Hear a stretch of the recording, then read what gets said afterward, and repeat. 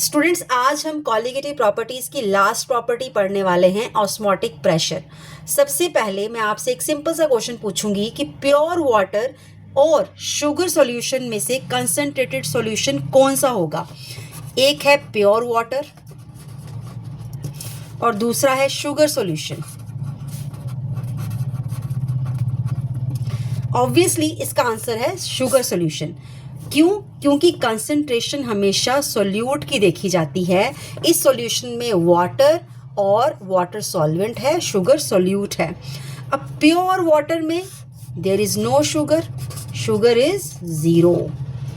इसमें सोल्यूट की कंसंट्रेशन कम है या फिर ना के बराबर है, तो इसी को हम लो सोल्यूट कंसंट्रेशन बोलेंगे या फिर डाइल्यूट सॉल्यूशन बोलेंगे।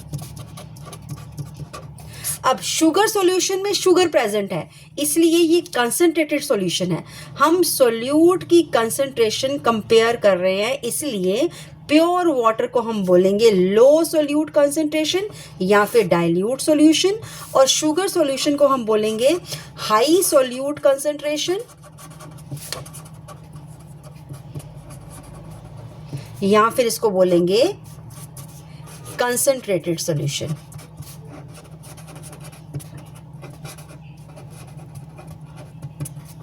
अब वाटर मॉलिक्यूल्स का कॉन्सेप्ट समझ लेते हैं। प्योर सॉल्वेंट वाली साइड पर वाटर मॉलिक्यूल्स की अमाउंट ज़्यादा होती है, सॉल्यूशन साइड पर वाटर मॉलिक्यूल्स की अमाउंट कंपैरेटिवली कम होती है। क्यों? क्योंकि सपोज हम मान लेते हैं दो सॉल्यूशंस हैं, this is pure solvent, that is pure water, and this is sugar solution. यहाँ पर प्योर सॉल्वेंट साइड पर वाटर मॉलिक्यूल्स की अमाउंट ज़्यादा होगी, यहाँ पे वाटर मॉलिक्यूल्स ज़्यादा होंगे। अब सॉल्यूशन साइड में यहाँ पे सोल्यूट भी है, शुगर भी है, वाटर भी है, पर as compare to pure solvent यहाँ पे वाटर मॉलिक्यूल्स की अमाउंट कंपैरेटिवली कम होगी। इसीलिए वाटर मॉलिक्यूल्स मूव करते हैं from pure water to sugar solution. यहाँ से वाटर मॉलिक्यूल्स किस डायरेक्शन में मूव करेंगे? From the pure solvent to the sugar solution. यही ऑस्मोसिस है, सेमी परमिएबल मेम्ब्रेन। अब सेमी परमिएबल मेम्ब्रेन क्या होती है? सेमी परमिएबल मेम्ब्रेन ऐसी मेम्ब्रेन जो सॉल्वेंट मॉलिक्यूल्स को पास होने दे लेकिन सोल्यूट मॉलिक्यूल्स को पास ना होने दे, उसे बोलते हैं सेमी परमिएबल मेम्ब्रेन्स। अब ऑस्मोसिस क्या होती है? The flow of the solvent molecules through a semi permeable membrane from pure solvent, जिसको हम बोलेंगे dilute solution, to the concentrated solution is called the osmosis. So water हमेशा उस साइड से मूव करता है जहाँ वाटर मॉलिक्यूल ज़्यादा होते हैं, उस साइड की तरफ जहाँ वाटर मॉलिक्यूल्स कंपैरेटिवली कम होते हैं। इसीलिए फ्लो होता है प्योर सॉल्वेंट से सॉल्यूशन की तरफ। अब हम समझते हैं ऑस्मोटिक प्रेशर। सपोज हम मान लेते हैं हमारे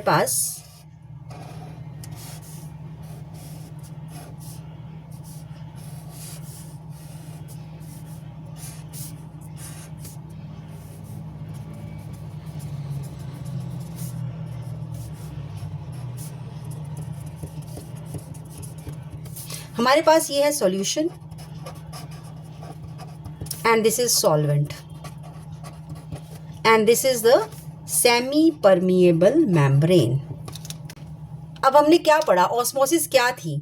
ऑस्मोसिस थी कि यहाँ से वाटर मॉलिक्यूल्स सॉल्वेंट से सेमी परमिएबल मेम्ब्रेन से होते हुए मूव कर रहे हैं सॉल्यूशन वाली side. This is the osmosis. अब होता क्या है? अब ऑस्मोटिक प्रेशर क्या होता है? मान लीजिए कि ऑस्मोसिस हो रहा है, हम सॉल्यूशन साइड पर प्रेशर लगाते हैं। यहाँ पे हम प्रेशर लगा रहे हैं, सॉल्यूशन वाली साइड पे प्रेशर लगा रहे हैं। प्रेशर इतना लगाना है कि सॉल्वेंट का फ्लो रुक जाए। अब सॉल्वेंट सेमी परमिएबल मेम्ब्रेन से यहाँ पे मूव ना कर सके, सॉल्यूशन साइड पे मूव ना कर सके। जितना मिनिमम प्रेशर सॉल्वेंट के फ्लो को रोकने के लिए चाहिए, उसी को ही ऑस्मोटिक प्रेशर कहते हैं। Now definition क्या होगी? The minimum pressure required to stop the osmosis is called the osmotic pressure. So once again, I will repeat the definitions. Semi-permeable membrane, a membrane that allows solvent molecules to pass through but does not allow solute molecules to pass through. Osmosis, the flow of the solvent molecules through a semi-permeable membrane from pure solvent, जिसको हम dilute solution बोलते हैं, to the concentrated solution which is called as osmosis. Osmotic pressure, the minimum pressure required to stop the osmosis is called osmotic pressure. अब formula क्या होता है osmotic pressure का? Which is pi is equal to CRT. Now where pi is the osmotic pressure, C is the molar concentration, जिसको हम molarity भी बोलते हैं. Molarity. R is the gas constant. T is the absolute temperature. अब यहां से अगर हमें मोलर मास डेरिवेशन करनी है तो वो कैसे करेंगे? Again pi is equal to CRT. Now C, अभी मैंने बताया C is what? Molar concentration और मोलैरिटी. और मोलैरिटी क्या होती है? What is molarity? That is the number of moles of solute divided by volume in liters,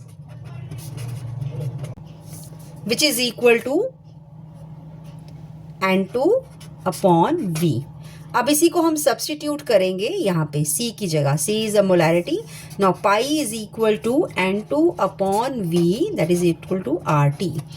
अब again हमें पता है कि number of moles of solute का क्या फॉर्मूला होता है, which is equal to W2 mass in grams divide by molecular mass M2 into R2 divided by V, which is equal to W2 upon M2 into 1 by V into RT, which is equal to W2 upon M2 into 1 by V into RT.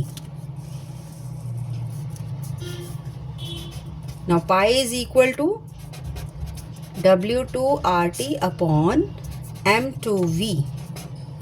अब यहाँ से अगर हमें M2 निकालना हो तो हम निकाल सकते हैं. M2 is equal to W2 RT upon pi into V. So M2 is equal to W2 RT divided by pi V. This is the required molar mass derivation. So आज हमने पढ़ा semi permeable membrane, osmosis, then osmotic pressure, then osmotic pressure का formula pi is equal to CRT, then molar mass derivation की which is M2 is equal to W2 into RT upon pi V. Thank you.